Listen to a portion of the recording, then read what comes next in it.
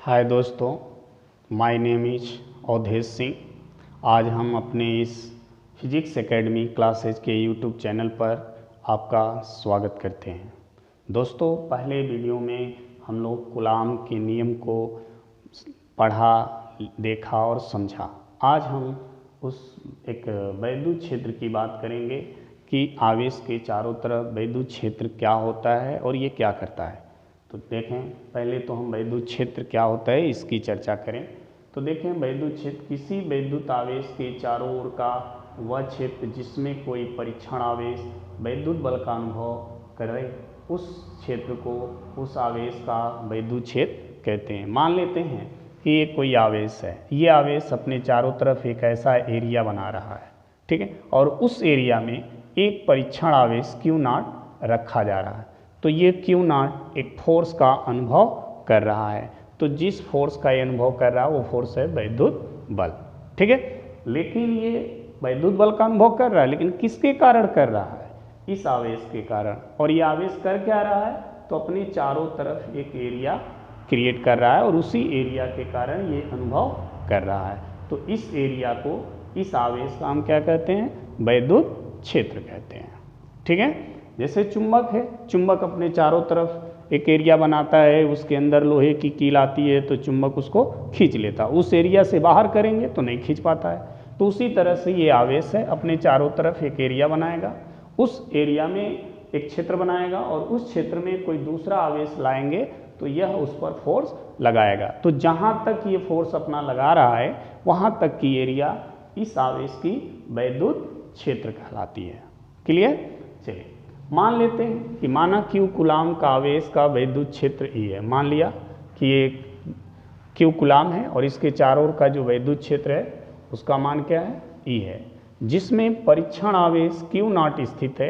इसमें हमने एक परीक्षण आवेश रख दिया Q0, ठीक है। हम परीक्षण आवेश की बात इसलिए करते हैं क्योंकि हमको इसी आवेश पे एक्सपेरिमेंट करना है कि क्या ये आवेश बल का अनुभव कर रहा है कि नहीं कर रहा है।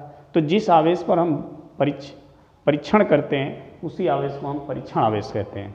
तो ये हमारा परीक्षण आवेश है। तो ये Q0 का परीक्षण आवेश इसके वैद्युत क्षेत्र E में हमने क्या किया? रख दिया। तो देखा क्या कि इस पर एक बल काम कर रहा है, उस बल का मान है वेक्टर F = Q0 × E। यहाँ से हम वेक्टर E का मान निकाले तो हमें मिला वेक्टर F1 Q0, ठीक है। यहाँ पर देखें, जहाँ वेक्टर E वैद्युत क्षेत्र की तीव्रता कहते हैं, लिखा ना, जहाँ E को वैद्युत क्षेत्र की तीव्रता कहते हैं। यानी ये आवेश जो अपने चारों तरफ क्षेत्र बना रहा है उस क्षेत्र की अपनी एक पावर है, एक तीव्रता है, जिस तीव्रता के कारण ये आवेश इस पर बल लगाता है और वही तीव्रता होती है वेक्टर E। ये वेक्टर इसलिए क्योंकि ये सदिश राशि है, इसकी दिशा भी होती है, अभी हम आगे दिशा भी देखेंगे, ठीक है।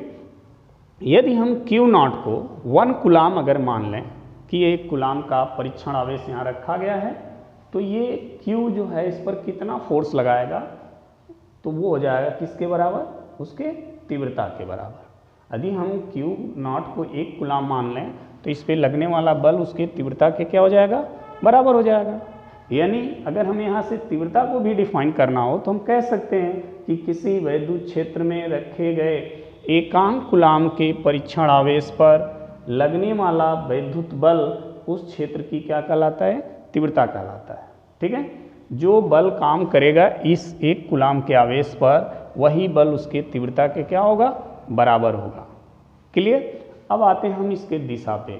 तो दोस्तों ध्यान रखना, वैद्युत आवेश अगर धन आवेश और ऋण आवेश दोनों पास में हो तो बल वैद्युत क्षेत्र की दिशा धन से ऋण की ओर होगी, ये ध्यान रखिए।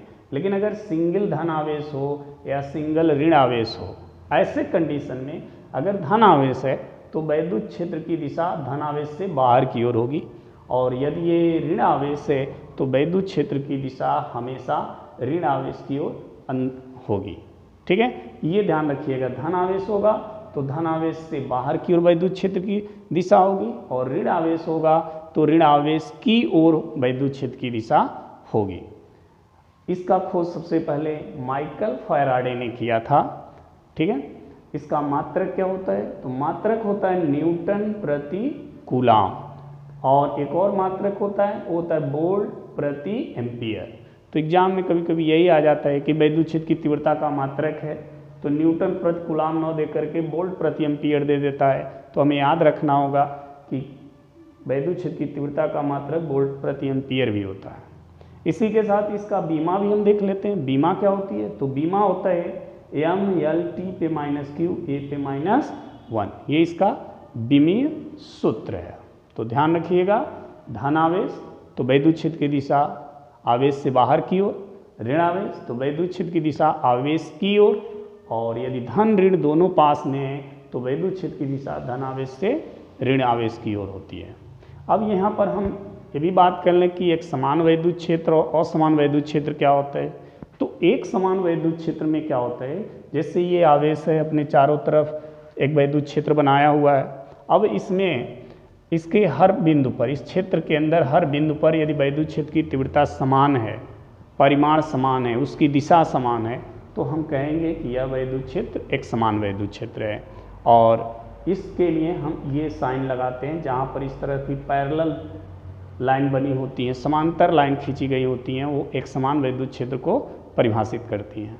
तो ऐसा विद्युत क्षेत्र जिसके हर बिंदु पर विद्युत क्षेत्र का परिमाण और दिशा दोनों क्या हो, समान हो, उसे हम एक समान विद्युत क्षेत्र कहते हैं। लेकिन अगर परिमाण अलग हो, दिशा अलग हो जाए हर बिंदु पर, तो फिर वो एक असमान विद्युत क्षेत्र के अंतर्गत आ जाता है, उसे हम असमान विद्युत क्षेत्र कहते हैं। तो आई होप आपको हमारा ये वीडियो पसंद आया होगा। अगले वीडियो के लिए फिर मिलते हैं, तब तक के लिए जय हिंद।